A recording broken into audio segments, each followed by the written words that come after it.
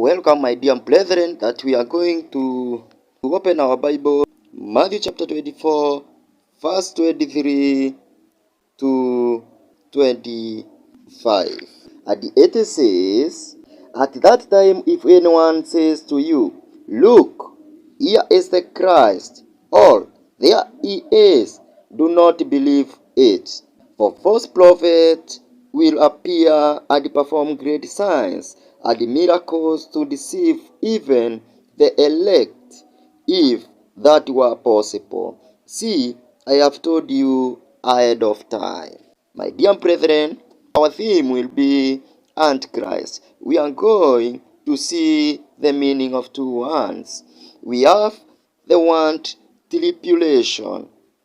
It is the distress or suffering resulting from oppression or persecution. Tribulation, it is the distress or suffering resulting from oppression or persecution. And what is great tribulation? Such as this great tribulation has not been since the beginning of the world until this time. Jesus said that this will be the most of time in our history. When we think of the terrible wars, plagues, famines, as sin, this is a sobering statement. When God pours out his wrath on a God-rejecting world, it will be truly great tribulation. When God pours out his wrath on a God-rejecting world, it will be truly a great tribulation. Look, here is the Christ. No one should be deceived about the nature of Jesus' coming. In Jude chapter 1, verse 4, it says, "For a certain man whose condemnation was written about long ago secretly slept in among you. They are godless men who change the grace of our God into a license for immorality and deny Jesus Christ, our only sovereign Lord."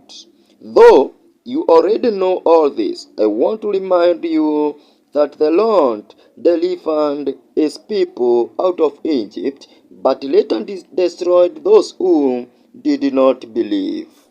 It will not be secret or private, but as plain as lightning that flashes across the sky. So, my dear brethren, we are supposed to have a heart that is believing.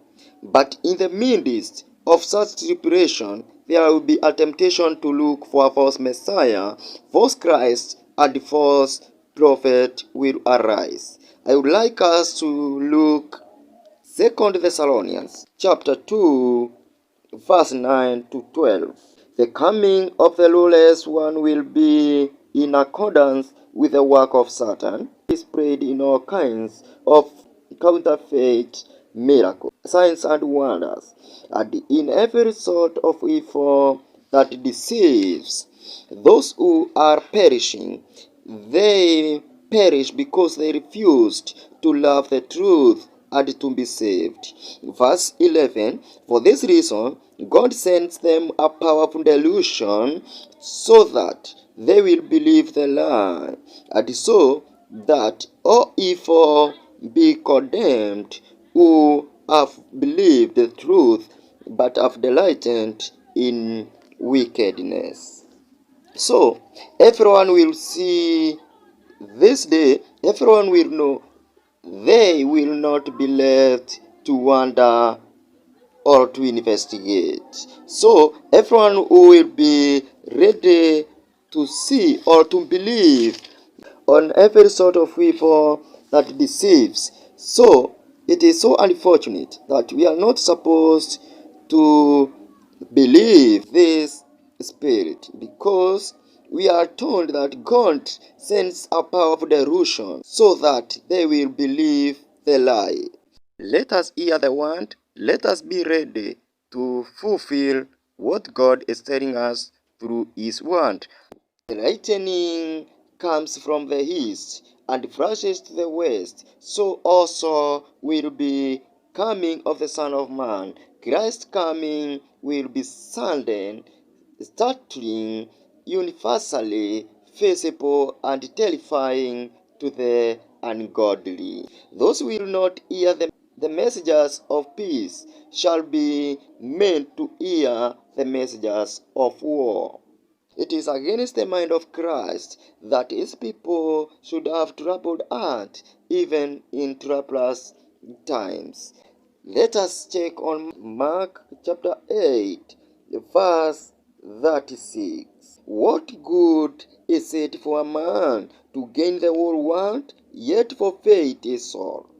Or what can a man give in exchange for his soul? If anyone is ashamed of me and my words in his adulterous and sinful generation, the Son of Man will be ashamed of him when he comes in his Father's glory with the all angels. So, my dear brethren, let's come and witness the call of Messiah, because the word is clearly tells us that many people will be meant to believe the false messages. To Jesus, everything is possible. Thank you. God bless you.